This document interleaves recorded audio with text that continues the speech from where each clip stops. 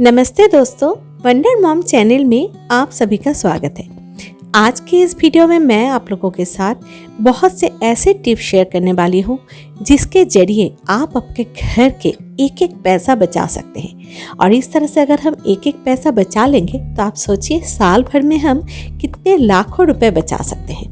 जैसे जब भी हम दूध का पैकेट का इस्तेमाल करते हैं तो उसके बाद अक्सर इस पैकेट को हम ऐसे ही फेंक देते हैं, लेकिन क्या आप जानते हैं कि इस पैकेट के अंदर भी दूध या फिर उसका क्रीम लगा हुआ रहता है। तो उसे फेंकने की जगह उसी में थोड़ा सा और पानी मिला के उसे अच्छी तरह से पैकेट को हम शेक कर लेंगे और उसके बाद उसे हम हमारे घर के इंडोर प्लांट्स या फिर आउटडोर प्लांट्स जो भी हैं उसमें इस्तेमाल करेंगे। तो ये दूध का जो पानी है ये हमारे पौधों के लिए बहुत ही फायदेमंद है, क्योंकि इससे हमारे पौधे बहुत ही हेल्दी होते हैं और साथ साथ इसमें ढेर सारे फूल भी खिलते हैं। अब बढ़ते हैं अगली टिप की ओर। बाथरूम में शावर लेने के बाद आपने गौर किया होगा कि बाथरूम का मिरर में एक धुंधलापन आ जाता है। तो इससे बचने के लिए हमारे घर पे जो शेविंग क्रीम होती है उसको अगर हम थोड़ा सा मिरर में लगा के इसे अच्छी तरह से हम मिरर में लगा देंगे, भींगा हुआ कॉटन का कपड़ों की सहायता से इसे हम साफ कर लेंगे। फिर आप देखिएगा कि आपका बाथरूम का मिरर बहुत ही साफ हो जाएगा और इसमें अगली बार जब भी आप शावर लेंगे तो इसमें धुंधलापन बिल्कुल नहीं आएगा। इस तरह से एक छोटी सी चीज का इस्तेमाल करके और सफाई से रोजाना साफ करने का झंझट बिल्कुल खत्म। ये कॉटन का कपड़ा कुछ और नहीं बल्कि पुराना टी शर्ट है जिसको मैं इस तरह से साफ सफाई करने में इस्तेमाल करती हूँ। अब बढ़ते हैं अगली टिप की ओर। हम हमारे घर के रसोई में इस तरह का सरसों का तेल का डिब्बा का इस्तेमाल करते हैं और अक्सर हम इस डिब्बे को किसी भी एक कटोरी में बैठा के रखते हैं, क्योंकि कभी कभी अगर इसमें से थोड़ा सा भी तेल चू जाता है तो इस कटोरी में इकट्ठा होते रहता है। तो एक कटोरी में इकट्ठा हुआ तेल को फेंकने की जगह अगर इससे हम हमारे घर के दरवाजे के लॉक या फिर दरवाजे के जो कुंडी है उसमें लगा देते हैं तो इससे ये बहुत आसानी से खुलने और बंद करने भी लगेंगे, क्योंकि इसमें किसी भी तरह का आवाज़ भी नहीं आएगा और ये लॉक लगाना और इसे बंद करना भी इजी हो जाएगा और ख़ास तौर से इसमें जंग पड़ने का भी डर नहीं रहता है।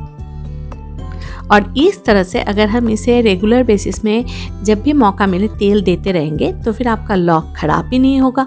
तो लॉक खराब नहीं होगा तो फिर आपको लॉक बदलने का भी ज़रूरत नहीं पड़ेगा। तो इस तरह से हम हमारे घर के इस बेकार सी चीज़ों को यूज़ करके भी ढेर सारे पैसों की बचत कर सकते हैं। अब बढ़ते हैं अगली टिप की ओर। हमारे घर पे जब भी हम ज्वेलरी के पास से कोई भी सामान खरीद के लाते हैं तो आपने देखा होगा इस तरह के कई सारे बैग हमें मिल जाते हैं। तो इस बैग को फेंकने की जगह इसे हम कई तरीके से इस्तेमाल कर सकते हैं। इस तरह का जब हम बड़ा बैग का इस्तेमाल करते हैं तो आप देखिए इसके अंदर भी बहुत सारा आपका चेन का कोई भी लॉक या फिर चेन का फोल्डर या फिर सेपरेटर नहीं होता है। तो हम कुछ भी चीज़ें अगर रखते हैं तो वो ढूंढ के निकालना बहुत ही मुश्किल होता है। तो इसलिए अगर हम इस तरह के छोटा सा बैग का इसके अंदर इस्तेमाल करते हैं तो उसमें हम ज़रूरी चीज़ें जैसे चाबी हो गया या फिर कॉइन्स हो गए, तो इन चीज़ों को बहुत ही आसानी से हम रख भी सकते हैं और उसे यूज़ भी कर सकते हैं। तो इसे इसके अंदर लगाना बहुत ही आसान है। सिर्फ एक सेफ्टी पिन की सहायता से हम इसका अंदर वाला जो कपड़ा है उसमें हम इसे लगा देंगे। फिर आप देखिए इस बैग को यहाँ पे लगा देने से ये एक और यहाँ पे सेपरेटर की तरह काम करेगा। यानी छोटी छोटी चीज़ें, कॉइन या फिर आपका लिपस्टिक, कुछ भी कॉस्मेटिक्स रखना हो, जो भी आपको लगता है कि ज़रूरत की चीज़ें हैं, आप इस तरह के छोटे छोटे बैग को लगा के उसमें आप रख सकते हैं। तो इससे आपको बैग के अंदर बहुत सी चीज़ों में ढूंढने के लिए बहुत ज़्यादा मेहनत करना नहीं होगा और आप आसानी से इसे निकाल के इस्तेमाल कर पाएंगे। तो इस तरह के बड़े बैग के अंदर मेरा सेपरेटर चेन का जो पोर्शन है कम होता है, तो मैं इस तरह के बैग को यहाँ पे लगा के उसका इस्तेमाल करती हूँ। इस तरह के खाली परफ्यूम या फिर डियो के बॉटल्स हम सभी के घर पे रहते हैं। तो इसे खाली हो जाने पर फेंकने की जगह अगर इसे हम डस्टबिन में यूज़ करते हैं तो डस्टबिन में से बहुत ही एक अच्छी खुशबू आती रहती है। जैसे मैं यहाँ पे डस्टबिन में इसको दे दी, इस तरह का जो बायोडिग्रेडेबल वाला थ्रस्ट बैग होता है इसको यूज़ करूँगी। तो इस तरह का खाली बॉटल को फेंकने की जगह अगर हम यहाँ पे इसे इस्तेमाल करते हैं तो इससे हमारे डस्टबिन में से बहुत ही अच्छी खुशबू आएगी और इसमें किसी भी तरह बदबू आने का चांस नहीं रहेगा। तो इस तरह किसी भी चीज़ को फेंकने से पहले अगर उसे दोबारा इस्तेमाल कर सकते हैं तो इससे भी हम कई सारे पैसों की बचत कर सकते हैं। ठंडे के मौसम में एड़ियों का फटना बहुत ही कॉमन प्रॉब्लम है। तो इस फटे एड़ी को सही करने के लिए अगर हम घर पे ही होममेड वाला क्रीम बना लेते हैं तो इससे भी हम हमारे पैरों को बहुत अच्छी तरह से देखभाल भी कर सकते हैं। हमारे पैरों का एड़ियों का फटना भी कम हो जाएगा और साथ साथ हम हमारे महीने का थोड़ा सा बचत भी कर लेंगे। तो इसे बनाने के लिए मैं यहाँ पे वेस्लिन का यूज़ कर रही हूँ। वेस्लिन हम सभी के घर पे रहता है। मैं यहाँ पे 1 टेबलस्पून वेस्लिन का इस्तेमाल कर रही हूँ। जितना क्वांटिटी में बनाना चाहते हैं उस हिसाब से आप यहाँ पे वेस्लिन का इस्तेमाल कर सकते हैं। और इसमें मैं विटामिन सी का जो हम लोग का घर पे टैबलेट होता है उसको मैं पाउडर बना के इस्तेमाल करूँगी।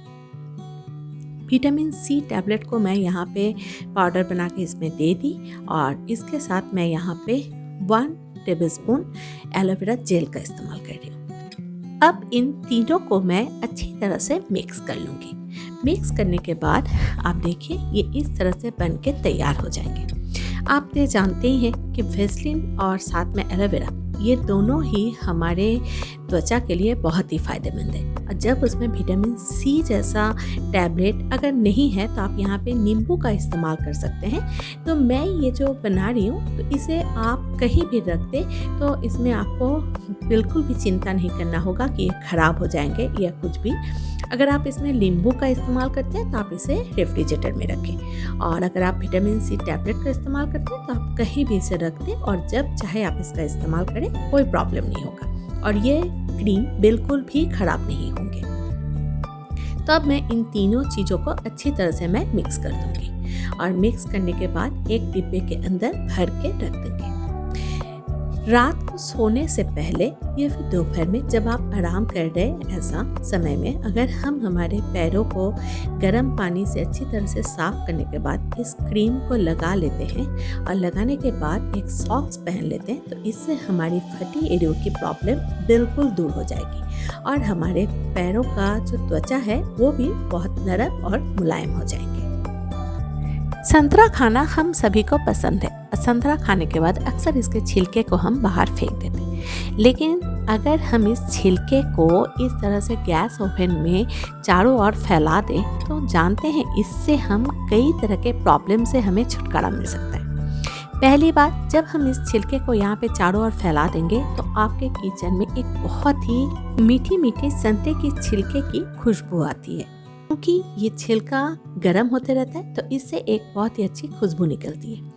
और उसके बाद जब इस छिलके को हम जब गैस का काम बंद हो जाए तो हम गैस बंद करके उसके ओवन के ऊपर भी हम इसे अगर रख देते हैं तो ये अंदर ही अंदर आहिस्ता आहिस्ता सूखते जाते हैं। इस छिलके का सूख जाने पर इसका पाउडर बना के हम हमारे स्किन पे या फिर हमारे त्वचा पे इसका इस्तेमाल कर सकते हैं। इसके कई सारे वीडियो मैं आप लोगों के साथ शेयर कर चुकी हूँ। डिस्क्रिप्शन बॉक्स में दिए हुए लिंक से जाके आप उसे चेक कर सकते हैं। और गैस के ओवन के चारों ओर फैला के रखने से यहाँ पे किसी भी तरह कॉकरोच भी नहीं आते और इसकी खुशबू से हमारे किचन में किसी भी तरह कीड़े मकोड़े या फिर मच्छर मक्खी कोई भी चीज़ें तंग करने बिल्कुल नहीं आती। और साथ साथ इसकी खुशबू घर के चारों ओर फैलते रहती है तो इससे घर पे भी आपको मच्छर मक्खी इन सब चीज़ों से छुटकारा मिल जाता है। इस तरह से इन छोटी छोटी टिप्स को अपना के हम साल भर में लाखों रुपए की बचत कर सकते हैं। तो आप लोगों को आज की वीडियो कैसी लगी ये बात आप हमें कमेंट बॉक्स में जरूर बताएं। अच्छा लगने पर इसे लाइक और शेयर जरूर करें। सब्सक्राइब करने पर मेरी अगली वीडियो की नोटिफिकेशन आपके घर तक पहुंच जाएगी। और डिस्क्रिप्शन बॉक्स में दिए हुए लिंक से जाके आप मुझे इंस्टाग्राम और फेसबुक में फॉलो कर सकते हैं। अगली वीडियो में फिर से आप लोगों से मुलाकात होगी। तब तक के लिए अलविदा।